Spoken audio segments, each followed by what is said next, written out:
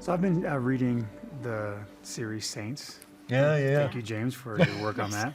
And it's fascinating. One thing that has really stood out to me is how often the work was moved forward with women given that priesthood authority to do work. And it wasn't in a pandering way, like, oh, let's help so-and-so feel more special and give it. It was legitimately, this needs to be done, and how many women were involved in the work of the restoration. It was really, really interesting to learn those things.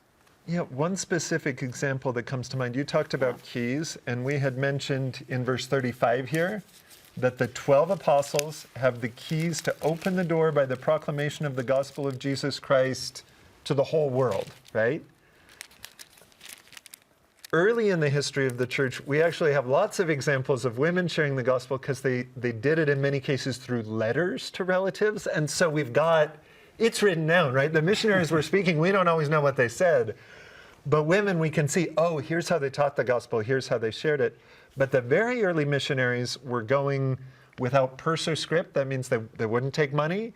They would depend on people to host them. And in the 1800s, that wasn't something that was safe to do as a woman, right? So it kind of made sense that men were going. In the late 1800s, in Saints Volume 2, we tell this story about a woman named Elizabeth McCune, who was visiting her son on his mission and happened to be speaking and answering questions, and the mission president said, would you just come speak to everybody? Like, we need your voice. And he recognized she could reach people others couldn't.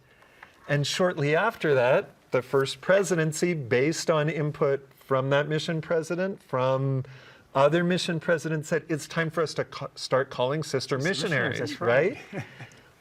My daughter works under these keys on her mission right now.